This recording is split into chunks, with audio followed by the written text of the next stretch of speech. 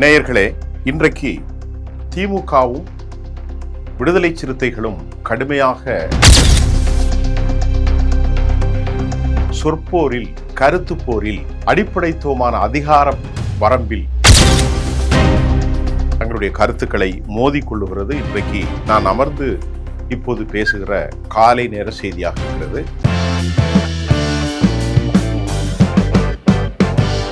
விடுதலை சிறுத்தைகளுடைய தலைவர் தொல் திருமாவளவன், விடுதலை சிறுத்தைகளுடைய ரவிக்குமார், மூத்த தலைவர்கள் இதற்கு பதில் கொடுத்த மறுத்தாலும் விடுதலை சிறுத்தைகளின் தரப்பிலும் வசைபாடுதல் மற்றும் குறிப்பாக நீங்கள் பார்க்க வேண்டுமென்றால் விடுதலை சிறுத்தைகள் திராவிட முன்னேற்ற கழகத்திற்கு ஏற்பட்டிருக்கக்கூடிய இந்த முழுமையற்ற ஒரு போக்கு கடுமையான கருத்து சொற்போரை அவர்களுக்கு ஏற்றியிருப்பதை நாம் பார்க்கக்கூடியதாக இருக்கிறது.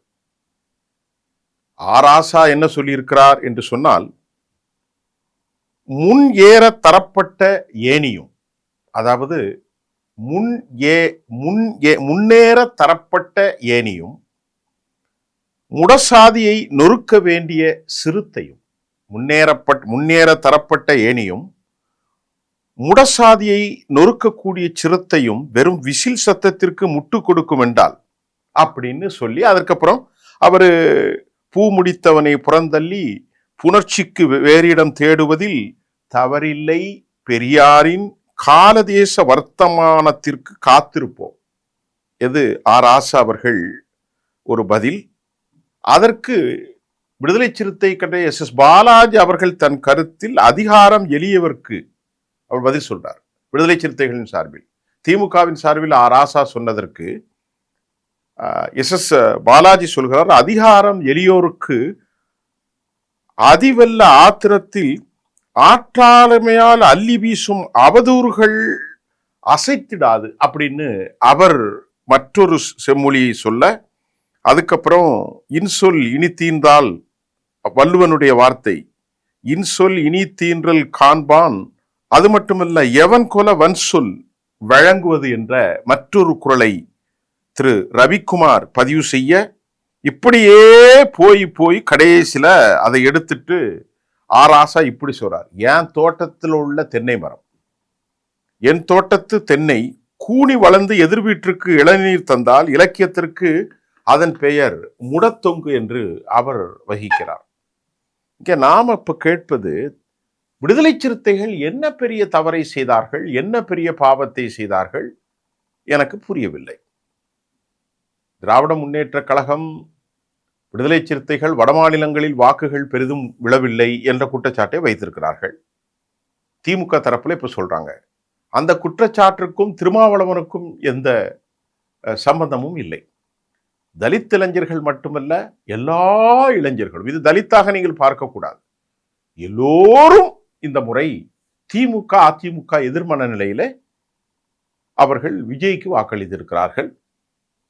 சின்ன சின்ன குழந்தைகள் கூட அம்மா அப்பாட்ட போய் பேசி, எங்களுக்கு தாத்தா பாட்டிகிட்ட சொல்லி, நீங்க இந்த முறை விசிலுக்கு போடுங்க, விஜய் மாமாக்கு போடுங்க. இதுக்கு தொல் திருமாவளவன் துரோகம் இழைத்ததல்ல, அவர் தான் பாதித்திருக்கிறார். 8 தொகுதியில நின்னாரு, 2 தொகுதியில தான் ஜெயிக்க முடிஞ்சது அவங்களால. இப்ப என்னமோ டிஎம்கேக்கு அவங்க அநியாயம் செய்ததாக ஆராசா அவர்கள் பேசுவதும் இதெல்லாம் முறைகெட்ட ஒரு செயல். இது திமுகவினுடைய தூண்டுதல் நடவடிக்கை. இரண்டாவது நாம் பார்ப்பது, கடந்த 21 26 வரை திராவிட முன்னேற்ற கழகம் அந்த ஆட்சியினால தலித்துகளுக்கு என்ன நன்மை கிடைத்தது நாம் தொடர்ந்து பேசுகிறோம். அதாவது நீங்கள் பார்த்தால் புதுக்கோட்டையிலே மலத்தை கலந்தார்கள். தலித்துகள் வாழக்கூடிய ஒரு சின்ன குக்கிராமத்தில் மலத்தை கலந்தார்கள். கடைசியில அந்த ஊரில் வாழ்ந்தவனே திமுக அரசு குற்றம் ஆக்கியது. திமுகவுடைய பெரியாருடைய பேரார்கள், பெரியாருக்கு பெரிய துரோகம் என்று சொல்லக்கூடிய திமுக நாங்குநேரியில அதிக மார்க் எடுத்தவனாக ஆதிக்க சாதியால் வெட்டப்பட்டான்.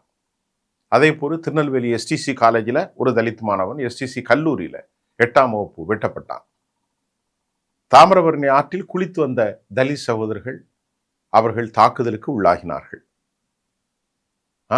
வேங்கை வயல்ல மலத்தை கலந்ததை நாம ஏற்கனவே சொல்லியிருக்கோம். இன்று வரை 50-100 வருஷத்துக்கு முன்னாடி நடந்த கொடுமை இந்த 5 வருஷத்துல திமுக என்ன நீக்குச்சு? இதுக்கு விடுதலை சிறுத்தைகளுடைய தலைவர் தோழர் தொல் திருமாவளவன் அவர்கள் மீதும் எனக்கு சிறிது கோபம் உண்டுதான்.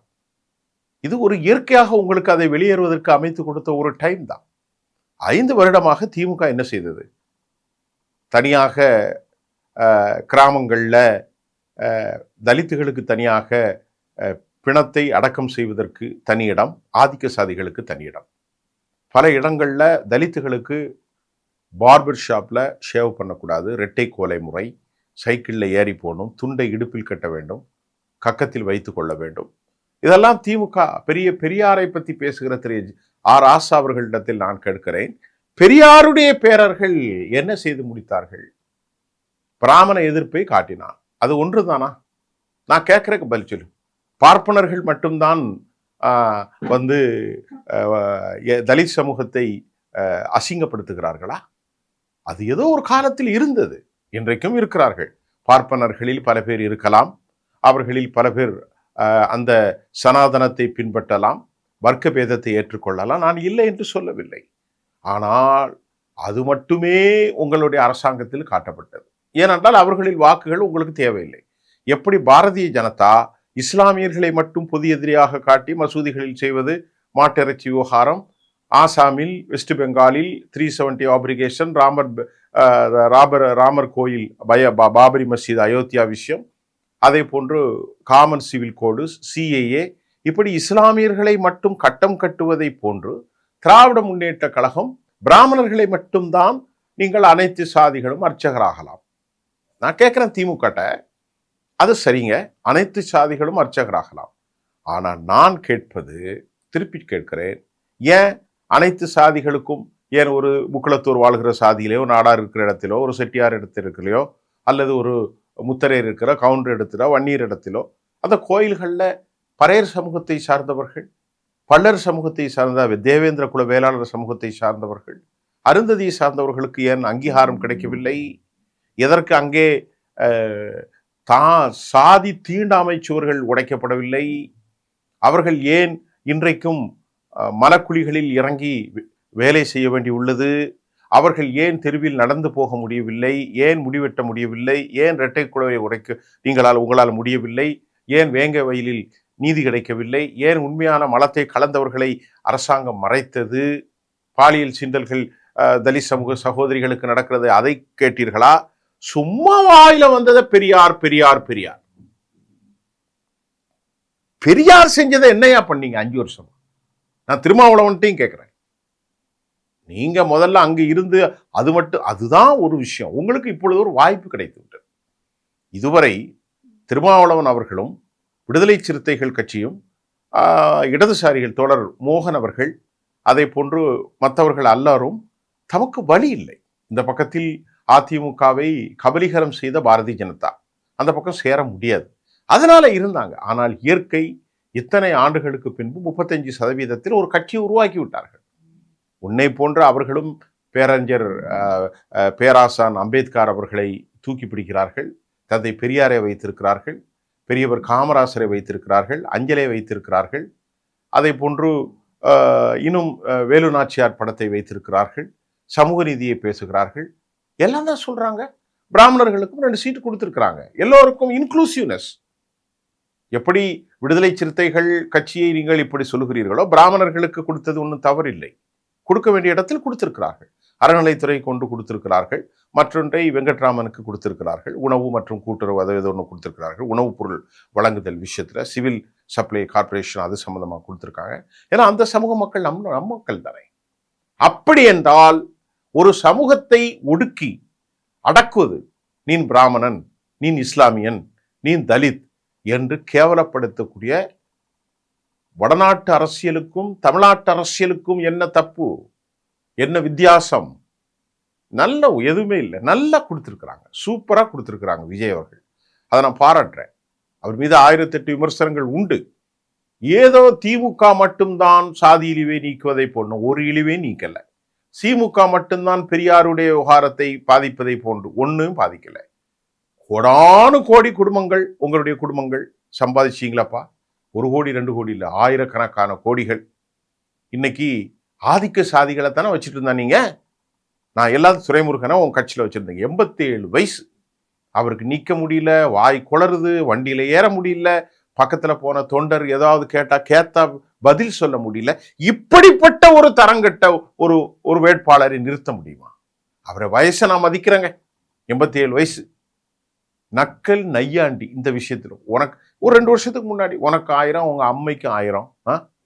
வன்னிய சமூகத்தினுடைய சாதி வெறி பிடித்தவர் தான் துரைமுருகன். இது எங்க பெரியாரிசம்? பொன்முடி ஓசின்னு சொன்னது, தலித்துன்னு சொன்னது, ராஜ கண்ணப்ப யாதவர் சமூகத்தை சார்ந்தவர், நீ தலித் தானே என்று கேட்டது, ஏவா வேலு. கொஞ்ச நெஞ்ச அநியாயம் பண்ணலப்பா இவங்க. இவர்களெல்லாம் வைத்துக்கொண்டு இவர்கள் சாதி மறுப்பு இயக்கத்தையும் தலித்து விடுதலைக்காகவும் பேராசான் அம்பேத்கர், பெருந்தலைவர் காமராசர், பெரியார் அவர்கள் கொள்கை நடப்பதாக நாம் ஏற்றுக்கொள்ள முடியாது. இன்றைக்கு அவர்களுக்கான வாய்ப்பு ஒன்று கிடைத்தது. 2016 அதிகாரத்தில் பங்கு என்ற கோட்பாட்டை தோழர் திருமாவளவன் அவர்கள் எடுத்தார். மக்கள் நல கூட்டணி தோல்வியடைந்தது. இப்பொழுது அவர்கள் மக்கள் நல கூட்டணியை தாண்டி தற்போது ஒரு அற்புதமான கூட்டணியிலே வந்து சேர்ந்திருக்கிறார். இன்னைக்கு தோழர் வன்னியரசுக்கு பதவி கிடைத்திருக்கிறது, இந்திய யூனியன் முஸ்லீம் லீக்கில் ஏனிக்கு பதவி கிடைத்திருக்கிறது, காங்கிரஸில் 2 பதவி கிடைத்திருக்கிறது. ஏற்கனவே அவர்கள் 108, 2 கழித்தால் 106 + 13.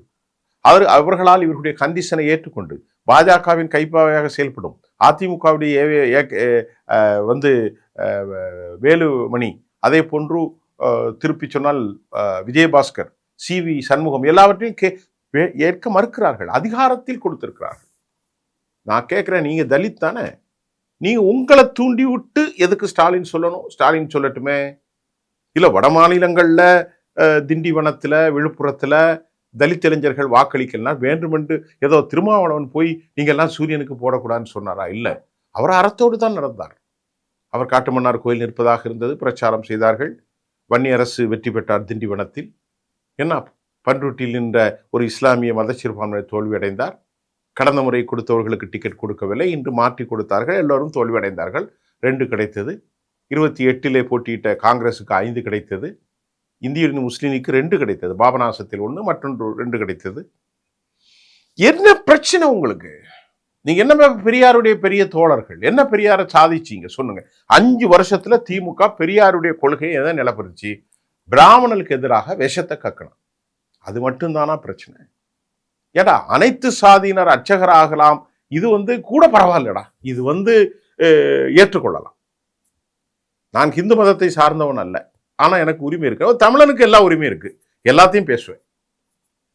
ஏடா அனைத்து சாதிகளுக்கும் தான் ஏற்பட்ட குறை, இது தலித்துகளுக்கு மட்டும் இல்லை, எல்லாருக்கும். நான் கேட்பது, தலித்து விடுதலைக்கு திமுக 5 வருஷம் என்ன செஞ்சான்? தலித்துகளுக்கு அதிகாரம் கொடுக்கப்பட்டதா? இல்லையே. பறையராகவும் பல்லர் பேர் மாத்தினாலும் தேவேந்திர குல வேளாளர்கள் அவர்கள் இழிசாதியாகத்தான் பார்க்கப்பட்டார்கள். அருந்ததிகம் அப்படித்தான் பார்க்கப்பட்டார்கள். திராவிட முன்னேற்ற கழகம் அவர்களுக்கு என்ன உரிமை கொடுத்தீர்கள்?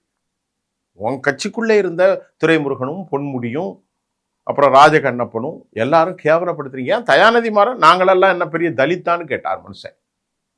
பெரியாருடைய பேரன் முரசொலி மாறன் கருணாநிதியுடைய வளப்புல வந்த திரு தயாநிதி மாறன் நாங்களெல்லாம் தலித்தா? அப்ப நீ எல்லாம் பெரிய மரத்துல தொங்கிட்டு இருந்தியோ? நான் கேட்கிறேன்.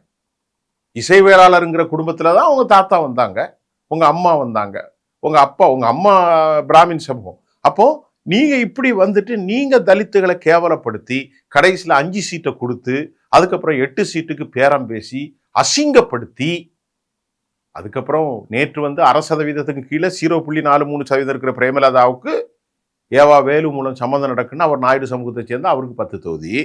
அப்ப நீங்க தலித்துன்னு சொல்லி திரு விடுதலை சிறுத்தைகளுடைய தோழர் திருமாவளவனை கேவலப்படுத்தி உங்களுக்காக பல வருஷமா ஒரு மதச்சார்பின்மை சொன்ன அவருக்கு அதிகாரத்தில் இன்னைக்கு பங்கு கிடைச்சா கொக்கிருக்கிறீங்களே, அதை ஏன் ஆராசாவின் மூலம் தூண்டி விடுறீங்க? ஐயா, தெரிந்து கொள்ளணும்.